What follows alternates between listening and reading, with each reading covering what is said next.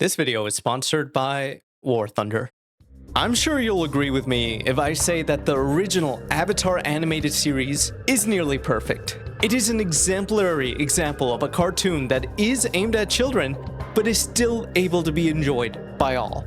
It is no surprise that the show would end up winning multiple awards, including a Peabody for multi-dimensional characters, unusually complicated personal relationships for a cartoon serial, and a healthy respect for the consequences of warfare.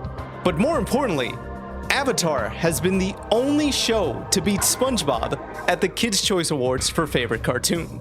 All of its accolades and the fact we still talk very fondly about the series all these years later was a result of the love and care that went into producing it. So, how did we go from that to... My name is Ong. Did any of you guys like the movie?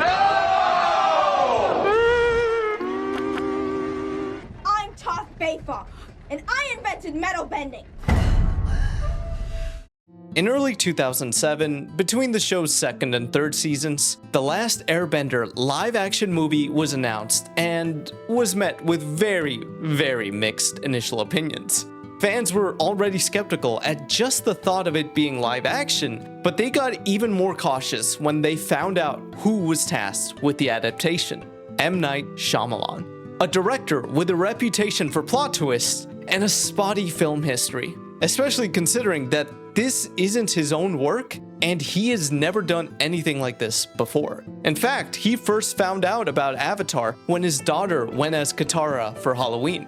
But he grew interested in it due to the spiritual and martial arts aspects. As for what the plan was, it wasn't intended to be a single film, but rather a whole trilogy, with each movie covering one season of the show. Paramount and Nickelodeon Movies were prepared to spend $250 million on all three films. This movie ended up costing $150 million, and of course, the other two follow-ups would never be made. Let's see what exactly happened here.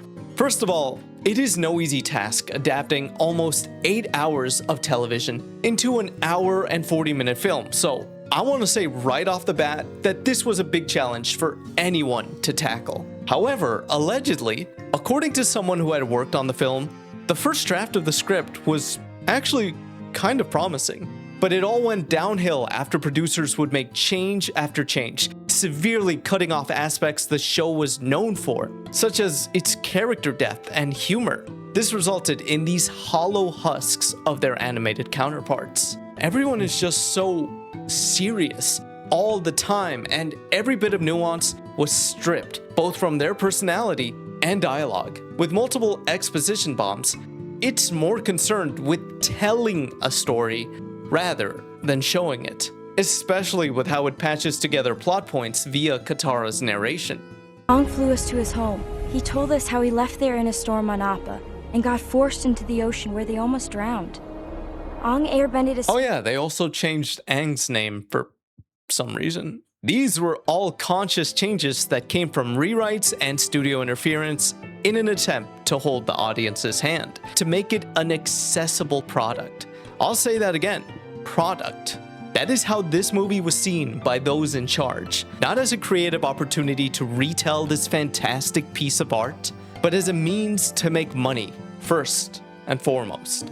Allegedly, this repeated interference led to very tense moments with Shyamalan. He would end up getting so worn down from the arguments that at a certain point, he just gave up and did what he had to do to get the whole thing over with. That's not to completely absolve him, of course. He is still the director and still stands by the film to this day, despite how much of a battle it may have been to create it. Speaking of battles, I'd love to talk to you about today's sponsor, War Thunder, the most comprehensive military vehicle game ever made. It's free to play on PC, console, and even your mobile device, so you can take the action on the go.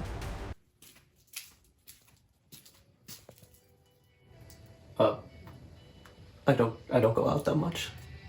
Take control of over 2,500 vehicles in land, water, and air. These are meticulously crafted to reflect their real-world counterparts. This is seriously one of my favorite parts of the game. The fact that because every aspect of a vehicle is accurately detailed down to its smallest components, there are no hitboxes with HP. How damage plays out is entirely dependent on what hits those specific parts of the vehicle. This results in a really cool looking X-ray view. With almost 100 million players, there will always be exciting PvP battles that will keep you hooked. And for a limited time on PC and console, you can get a massive bonus pack if you're a new or returning player that hasn't played in the last 6 months. Use the links down in the description or the pinned comment to unlock multiple premium vehicles, the exclusive Vehicle Decorator Eagle of Valor, 100,000 Silver Lions, and 7 days of premium account. Again, this offer won't be here forever, so don't miss out and go claim your rewards. Now, back to the video. Maybe this film's fate was hinted at from the start when Nicola Peltz was cast as Katara. Her audition wasn't anything extraordinary, but what she did have going for her was a billionaire father, and that will get you far in life. Fun fact I found out while researching, she's now married to David Beckham's oldest son. Huh. But anyway, it was this casting decision that set off a whole controversy of its own. Because Nicola Peltz was white, her on-screen brother should be white too. And so should the entire Water tribe. In the show, they are a group of people based off of the indigenous Inuits. The air nomads are inspired by East Asian cultures such as Tibetan monks, but that was not reflected in Aang's casting of Noah Ringer. So this led to a change needing to be made, because for the role of Zuko, Jesse McCartney was originally hired, but in the interest of adding diversity into the film, he would be replaced by Dev Patel. And thus, the Fire Nation had to be based on Patel. So now, they accidentally made a situation where the only people of color in the film are the bad guys. As you can imagine, this left a very sour taste in people's mouths. Going back to questionable production choices, there was a big appetite for the use of special effects. While the movie was being made, producers wanted more of it to be filmed with green screens, as opposed to, I don't know, something dumb like shooting on locations. Could you imagine? This had an immensely negative impact on the actors, especially the film's lead, who really struggled to perform under these conditions. On top of that, this meant more money had to go into special effects. While trying to get the CGI to look good, new technical tricks had to be developed. The artist had to put in a lot of work, a lot of trial and error. That's why Shyamalan had to get up to 60 takes of certain shots so that there's enough footage to superimpose the effects, especially if the camera is moving around those elements. That huge budget and the immense amount of work, all for the effects to not really make sense in the world the movie is trying to get us to take seriously. Fireballs don't set things on fire. Sokka complains about getting wet when Katara practices, but in this scene, he's completely dry. And how could we ever forget this fantastic earthbending scene where it takes a whole group, multiple moves, just to slowly throw this one boulder. As you can see, this is all a huge departure from the great feats of bending on the show. The same goes for the visuals. The animated series blows the movie out of the water with any given episode. Maybe the producers realized this and wanted to try one last-ditch attempt to up the visuals in the form of 3D. Every movie company at the time was trying to cash in on this trend, but this was a decision made just 3 months before the movie's release. The 3D conversion would also increase the budget further by 5 to 10 million, and due to the short turnaround time, 30 minutes of the film would be cut so that the conversion could be completed in time. So after all that, premiere day finally comes around and the movie officially releases, only to immediately be met with massive scrutiny. Critics called it mind-bendingly boring, an agonizing experience in every category. And fans were no kinder. It sucked. It's terrible. It's horrible. I really didn't like it. I don't actually think M. Night Shyamalan has ever even seen this show. I want my money back. Wow. And I actually wish I had my hair back too. Despite its incredibly poor reception, it did manage to make a profit as it pulled $319 million worldwide at the box office. But of course, even the studio heads knew there was no place to go from here. There was no way to salvage this, so the 2 follow-up movies would be scrapped. And thus, the franchise's legacy was marked with this dark, unremovable stain. If only those that would follow up in its footsteps later on would learn a lesson from this. If only. Around this time, Avatar's creators Michael Dante DiMartino and Brian Konietzko pitched a new series to Nickelodeon, one that would continue the story of the Avatar, the legend of Korra. Studio executives were fans of the idea of the world being expanded, but they were unsure of a story that centered around a female protagonist. Their thinking was that boys wouldn't want to watch a show that had a girl main character. Ugh, gross, cooties, ugh. But after audiences were tested, this proved to not be the case, as Korra seemed to do well with both boys and girls. Who would have guessed?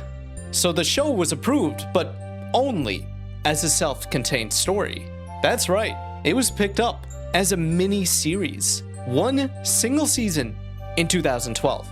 That's it.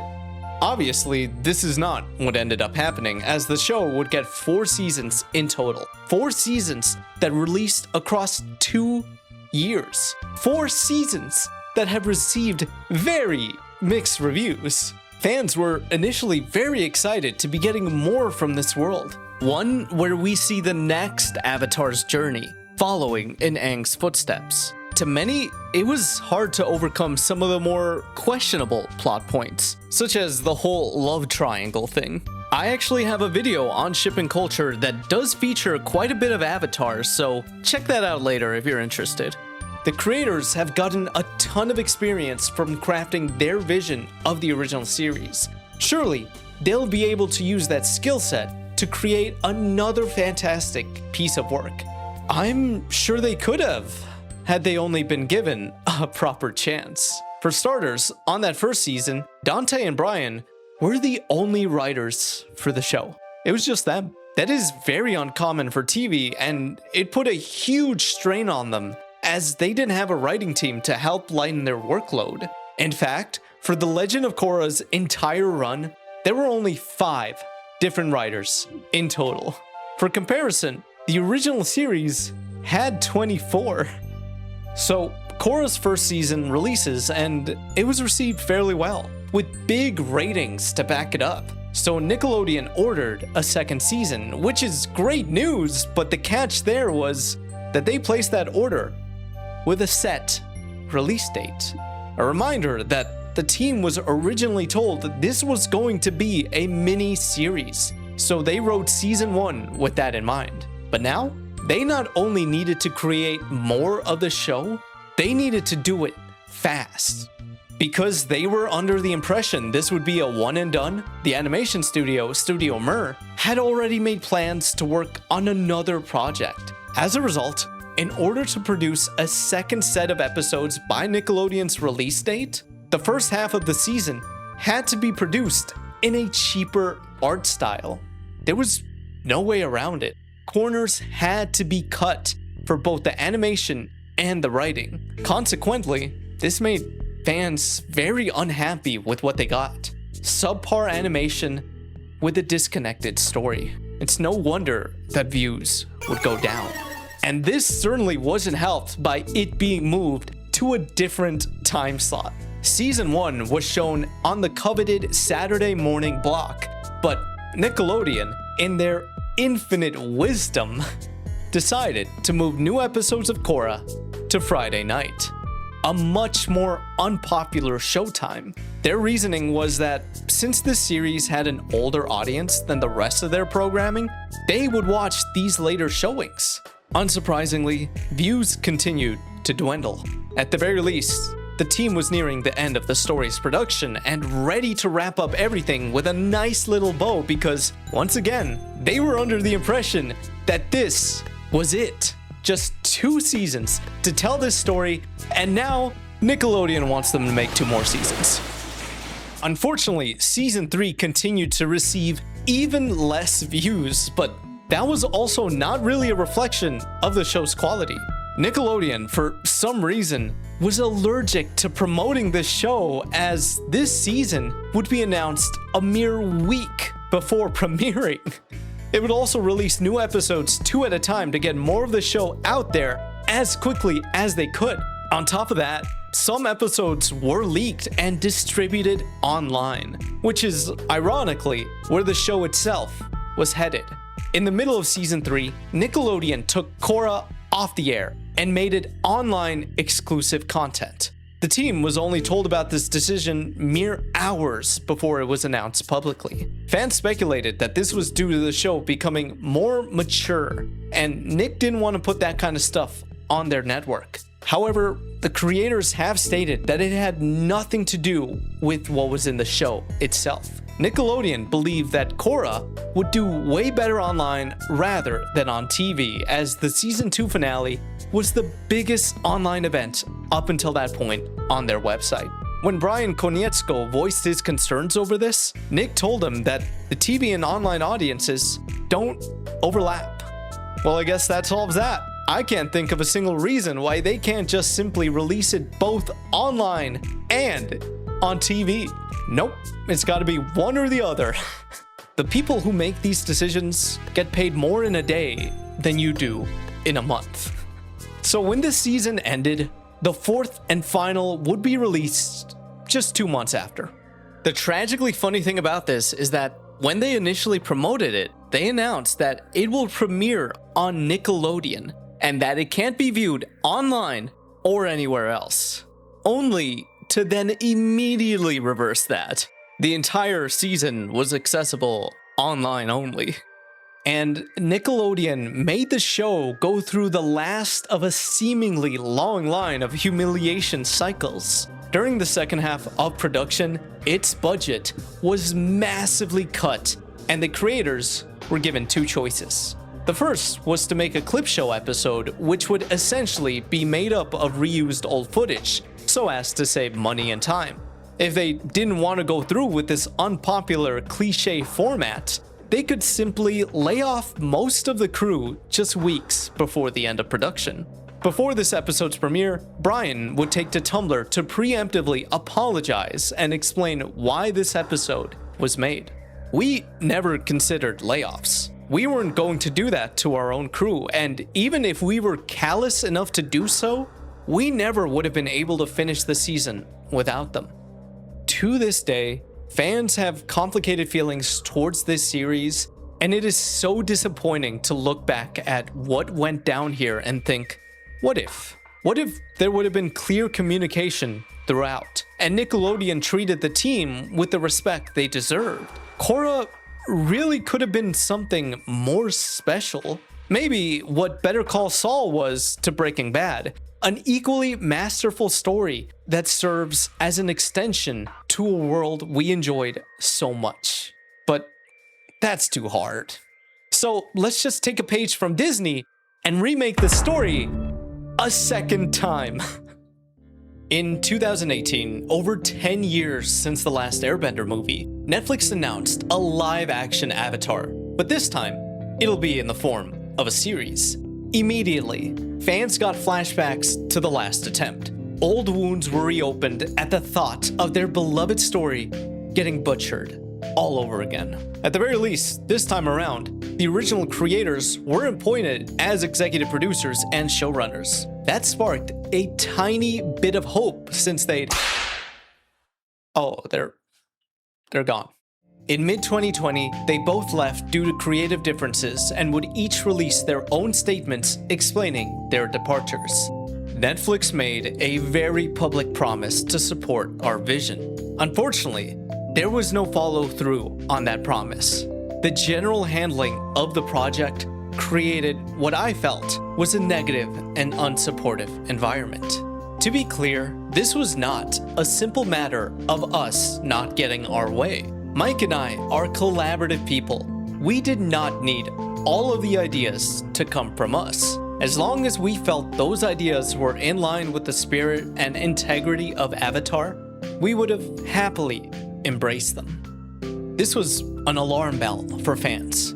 If the original creators are leaving this project, then that probably meant Netflix wanted to make changes that go against the very core of the series. Michael and Brian could have just given a general statement upon departure, but no, they felt so strongly that whatever was going on behind the scenes needed to be addressed. While they wished their former coworkers and the project well, they just couldn't be a part of it anymore. This was not a sign of confidence at all, and fans had even lower expectations for what this would turn into. So in 2024, the first season was released, and unsurprisingly, it was not received well. I'm not going into the specific details of the show's issues, as that could be its own entire video, but fans were very upset over how the changes hurt the story, how characters didn't seem like their animated counterparts, how the pacing was all over the place. There was just so much going on for the worst. And it's not like Netflix had the limited time excuse of the last adaptation, since this wasn't a movie. This was a full-on show. The season had roughly the same amount of time to tell their version of the story. In fact, the Netflix series is just 47 minutes less than book one. Nonetheless, it did draw in huge watch numbers, so Netflix went ahead and renewed it for another 2 seasons to finish adapting the series. Season 2 would release in 2026, and despite fans hoping the team would take all of the negative feedback they got the first time around, not much has changed in terms of quality. It was still not received well and had lots of the same complaints as the first season. And when the writers and producers would give interviews explaining certain changes, that just upset fans even more because it seemed like they didn't understand what certain aspects of the animated series made it so special. It was like changes were being made just for change's sake.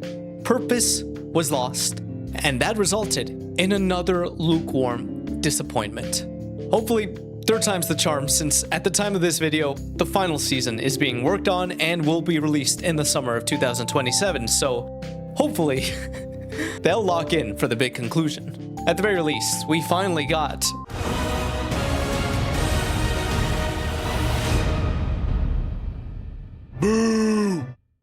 In 2020, Nickelodeon put both Avatar and Legend of Korra on Netflix. That led to a resurgence of sorts. This franchise was already really popular, but being so accessible like this led to a huge boost in Avatar stocks.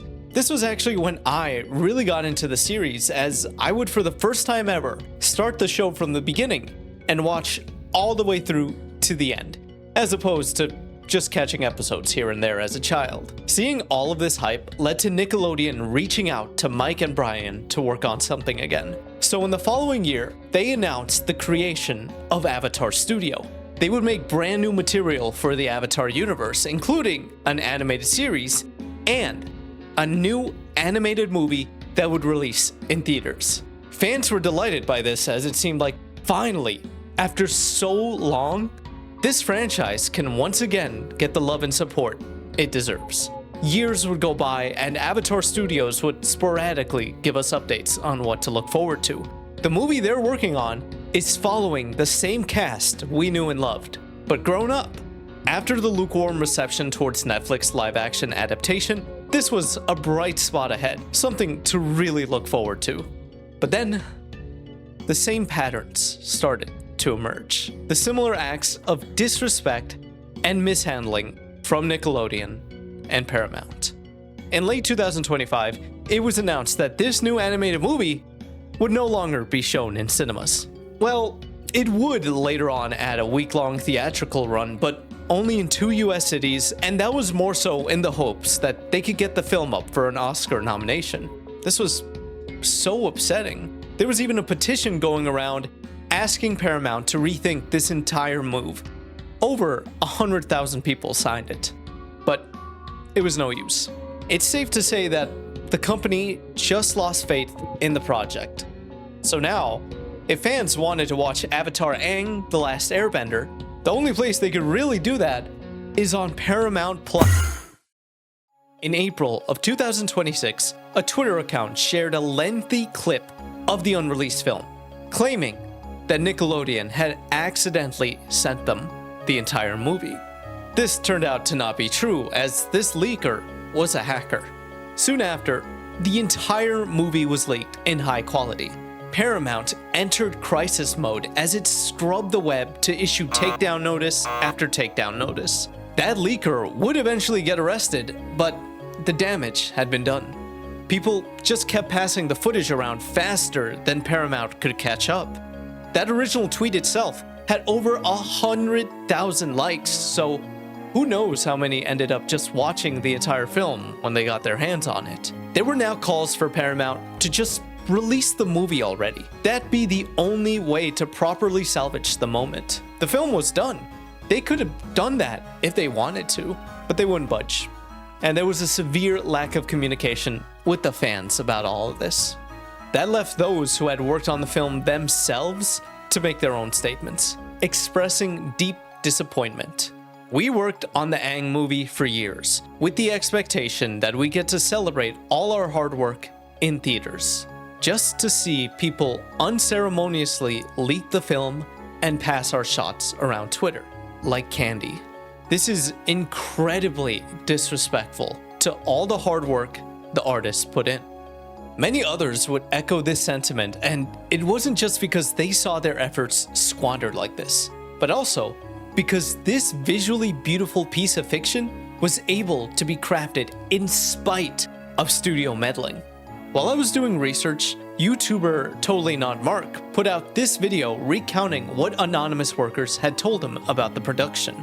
To sum it up, lots of talented artists had to move to Australia to develop the film at the animation studio Flying Bark. They were ready to hit the ground running, but then Paramount would demand huge rewrites, setting back everyone, since storyboards would not be able to be created until that script was approved. So those artists now had to work on other non-Avatar related stuff at the studio while they waited for this new script to be completed. It was a 6-month delay that would turn into a year due to the 2023 writer's strike. And even after work resumed, progress was incredibly slow as they only got to work on stuff in pieces, without knowing the context of the scenes they were working on due to security reasons, and also because the rest of the animatics and storyboards from the American studios were just not ready. After multiple delays, expiring visas, and the huge weight of overmanagement, many people ended up having to leave the project. This was all before Paramount would just end up delaying the film by a whole year, confusing everyone who had worked on the project since they thought they didn't have that much time left. Totally Not Mark goes into these events and more in greater detail, so I do highly recommend you check out this video too. Just know that the people who had worked on this animated film went through a lot, and it's such an absolute shame the way it ended up going. After this whole debacle and other Avatar projects being cancelled, it's no surprise that Iroh's voice actor would go on to say that, "Hard truth. I can speak freely because I'm 65 years old and my pocket full of is seriously depleted. Working as a paralegal at various studios in LA for 30 years, I had the opportunity to observe studio executives closely. They're generally a slippery and clueless bunch who shouldn't be allowed near anything remotely creative. But the new regime at Paramount is straight up evil. I assure you, these soulless bastards have nothing but contempt for a show about grace and redemption and the struggle against fascism. Avatar: The Last Airbender is a mystery to them. They do not value the franchise. In conclusion, you, Paramount." With what we know about what has been scrapped, the new animated series on the horizon, and other projects in the works, it's easy to look at all we've talked about and lose hope. But this series means so much to so many of us that we can't help root for it, even when so much is seemingly against it sometimes. That's why the best thing we could do is to continue being engaged with it, sharing our thoughts, creating art, instilling the lessons from the series into our lives. I would personally love to hear how the world of Avatar has impacted you and your life down below in the comments. All of this is how we could truly let the franchise live on. And in doing so, it's okay to have some hope. Hope that just one project can break the cycle and release with relative ease. Minimal studio interference, no extenuating circumstances to add pressure, just letting the talented team over at Avatar Studios do their thing so that this world we love can properly shine as it deserves to. Thank you so much for watching. And if you want your name here at the end of videos alongside some neat bonus material, I do have a free to join Patreon now. Also, thanks again to War Thunder for sponsoring this video. Check them out using the links below for free on PC, Xbox, PlayStation, and mobile. And don't forget to redeem your limited time bonuses if you're on PC or console. Remember, those premium vehicles and rewards won't be there forever.